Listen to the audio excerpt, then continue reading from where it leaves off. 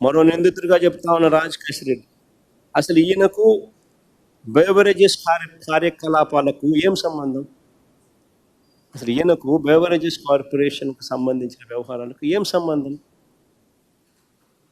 IT రంగంలో అనుభవం ఉన్నవాడు, ఒక వ్యాపారస్తుడు, రాష్ట్ర ప్రభుత్వ సలహాదారుల్లో అనేక మందిలో ఒకడు. అది కేవలం 2 ఏళ్ల కాలంలో, అది 2 ఏళ్ల టైం, 2 years మాత్రమే. అది కూడా కోవిడ్ సమయంలో. విజయవాడకు వచ్చింది కూడా తక్కువే. 2 ఏళ్ల తర్వాత ఆయన సమయం కూడా పెంచింది లేదు, ఎక్స్టెన్షన్ ఇచ్చింది లేదు.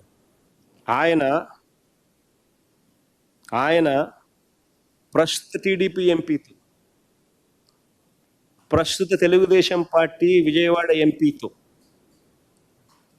తన సన్నిహిత సంబంధాలు ఏ స్థాయిలో ఉన్నాయనంటే, ఇద్దరు కలిసి వ్యాపారాలు కూడా చేస్తూ ఉన్నారు. ఇద్దరు కలిసి వ్యాపార సంబంధాలు కూడా ఉన్నాయి. ఇద్దరు కలిసి డైరెక్టర్లుగా ఉన్న కంపెనీలు ఉన్నాయి. ఈ వ్యక్తి అయితే తెలుగుదేశం పార్టీకి సంబంధించిన సన్నిహిత సంబంధాలతో కలిసి ఉన్నాడు. ఈ వ్యక్తిని తీసుకొస్తే ఈ వ్యక్తిని సులభంగా ప్రలోభ పెట్టచ్చు అని ఈ వ్యక్తిని తీసుకొచ్చారు. ఈ వ్యక్తి మీద ఒత్తిడి తీసుకొచ్చి ప్రలోభాలు పెట్టి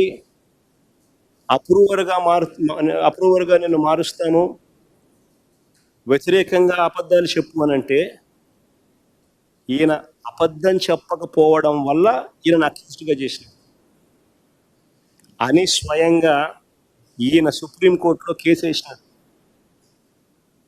సుప్రీంకోర్టులో this man is also filed the case. ఒకవేళ ఈయన కూడా వీళ్ళకి కావలసిన పద్ధతి ప్రకారం స్టేట్మెంట్ గాన ఇచ్చిందంటే ఈయనను కూడా వాసుదేవ్ రెడ్డిని వదిలేసినట్టుగానే వదిలేసింది.